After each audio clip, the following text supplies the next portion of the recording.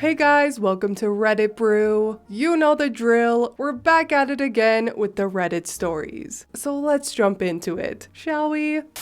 My significant other was running a double life. Oh, this is the perfect place for this little story. My significant other had a double life. He had a girlfriend that thought she was in a full-blown relationship when he practically lived with me. She thought I was getting in the way of their love story, so she contacted me to give me the what's up. For context, I knew nothing about her. Unfortunately, she was the side chick who believed that coming to his place for 1 to 2 hours once a week to give him favors was a legit relationship. When she contacted me to try to tell me to stay away from her mans, I called him and he freaked out. I told him it was either her or me. He cried and pleaded and told me he can't live without me. I made him dump her on the phone in front of me. I then turned around and dumped him. That was 100% always my plan. Lol. Okay, that's amazing. You go OP and all that jazz. But you guys, there's a story posted by another user in the comments on this post, and it is insane. Someone needs to make a biography about this man.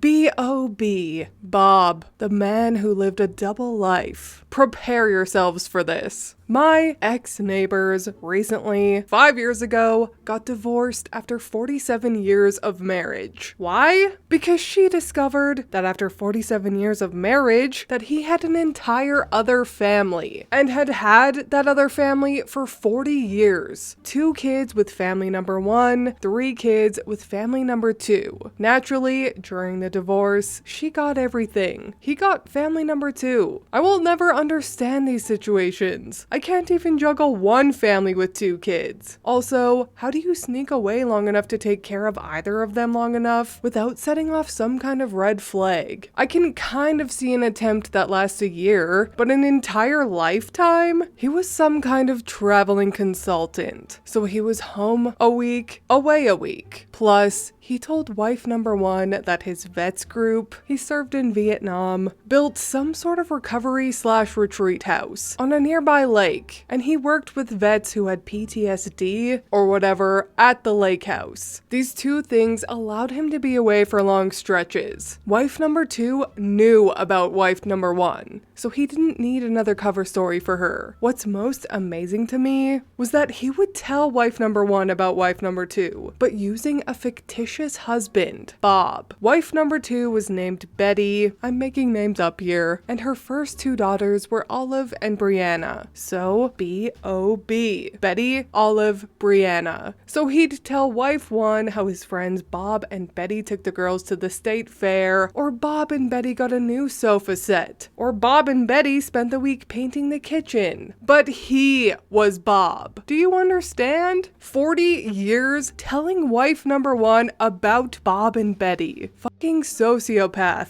This guy. How did the financials work with these families? Like, where was his money going? Family number 1? I really don't know. Wife number 1 didn't work. I might be wrong. I seem to recall she did/had done some home nursing or something similar. I'm assuming wife number 2 worked. I'm also assuming that he, at least partially, contributed to household number 2. They were boomers, remember? Money wasn't much of an issue. Wife number 1 was a Kansas farm girl who taught Sunday school and sang in the damn choir. She was like a 50s TV housewife. The neighborhood kids named her June Cleaver, if I recall correctly. He came back from Nam like some war hero and swept her off her 19-year-old Kansas feet. She was a wonderful woman. I loved her to death. This is nuts. How did he manage this? That's so freaking organized. And he never slipped in 40 years? That's absolutely insane. I'd be more impressed if I wasn't so disgusted. Yeah, if I recall correctly, he even got the 2 families into different sports/hobbies/interests to ensure they would never meet at a game, match, event, etc. One family camped a lot, the other family never went camping. That kind of thing. I was honestly impressed with his ability to maintain that charade for 40 years. That's FBI witness protection level of deception. On the other hand, And after 5 minutes of talking to him, I understood why wife number one didn't dig too deep. He was an exhausting blowhard. I used to avoid yard work if I saw his truck in the driveway. I knew he'd tromp over and dump his endless crackpot conspiracy theory, stream of conscious, don't stop to breathe bullshit on me. One of those guys you'd have to say goodbye to 5 times before he'd leave you the F alone. How did wife number one eventually find out what was going on? That's a good story. The daughter from wife number one, Lisa, got involved in one of those BS MLM things. It's a Texas state law that any church-going woman must get involved in an MLM before the age of 50 or within 1 year if they get divorced. Note, that is the only part of this story that's bullshit. I think hers was Scentsy or essential oils or something. So she was building her network and sent an invite to her dad's friend Betty. You know, Bob's wife. Betty actually said yes. Lisa actually asked her dad if she could invite Betty into her network, and he gave it the okay. Again, fucking sociopaths. Shortly later, Lisa decided to invite Bob and Betty's daughter, Olive. Gotta build that network. This is where my memory is hazy. For some reason, Lisa mentioned via email Bob to Olive. I don't recall the circumstances. Something along the lines of, my dad and Bob have been friends for so long. Or maybe it was about the fictitious Vietnam vet lake house Dad and Bob are always at. I don't recall. Olive responded, my dad's name isn't Bob, it's Jim. This confused Lisa because her dad is named Jim, and he's been talking about Bob and Betty for 4 decades. Lisa began to put 2 and 2 together and pressed Olive for more details, physical description, work, etc. The details she got sounded like her dad. When she asked for a photo, Olive refused and stopped talking to her. I figure Betty got involved somehow at this point. Lisa had some strong suspicions and went thermonuclear, deep diving into public records, city hall, courthouse, and the VA. Turns out, Jim had even lied about his Vietnam service, but I forget the exact details. If I recall correctly, he had been to Nam, but greatly exaggerated his service time and manner in which he served. Again, they got divorced. Wife number one got everything. Jim got Betty.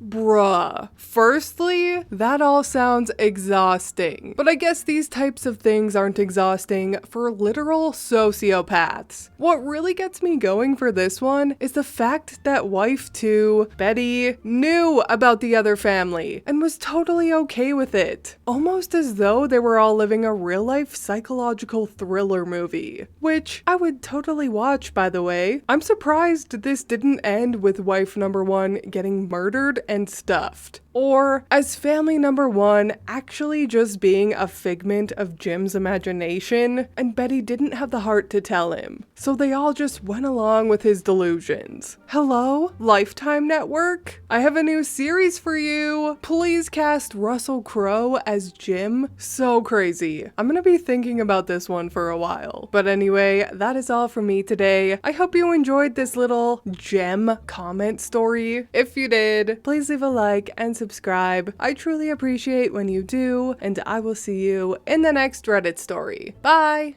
Guess whose birthday's tomorrow? Luna's birthday is tomorrow.